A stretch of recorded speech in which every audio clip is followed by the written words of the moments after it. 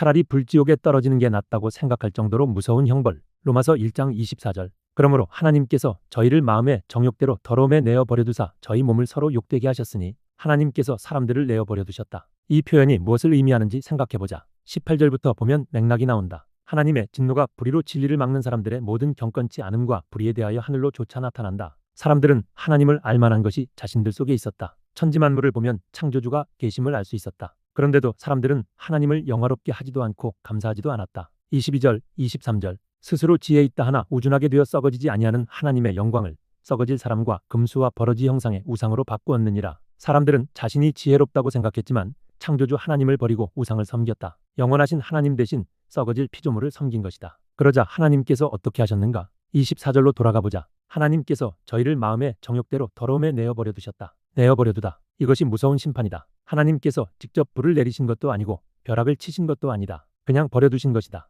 하나님께서 사람들을 그들이 원하는 대로 살게 내버려 두셨다는 말이다. 정욕대로 더러움 가운데 살게 그냥 두신 것이다. 생각해보자. 이것이 왜 심판인가? 하나님께서 손을 떼신다는 것, 더 이상 막지 않으신다는 것, 이것이야말로 가장 무서운 일이다. 26절, 27절을 보면 그 결과가 나온다. 하나님께서 저희를 부끄러운 욕심에 내어 버려두셨으니 곧 저희 여인들도 순리대로 쓸 것을 바꾸어 영리로 쓰며 이와 같이 남자들도 순리대로 여인 쓰기를 버리고 서로 향하여 음욕이 불릴 듯함에 남자가 남자로 더불어 부끄러운 일을 행하여 저희의 그릇됨에 상당한 보응을 그 자신에 받았느니라. 사람들이 순리를 버리고 영리로 행했다. 동성애를 포함한 온갖 음란한 죄악에 빠졌다. 이것이 하나님께서 내버려 두신 결과였다. 불경건이 모든 정욕의 죄의 원인이다. 하나님을 떠나면 사람의 욕망에는 제한이 없어진다. 하나님을 두려워하지 않으니 악을 떠날 수가 없는 것이다. 하나님께서 내버려 두신다는 것, 이것은 하나님의 은혜와 보호와 제지하심이 사라진다는 뜻이다. 사람이 스스로 하나님을 떠났기 때문에 하나님께서도 그들을 그들의 죄 가운데 버려두신 것이다. 이것이 바로 하나님의 진노의 한 형태다. 직접적인 징벌이 아니라 손을 떼시는 것,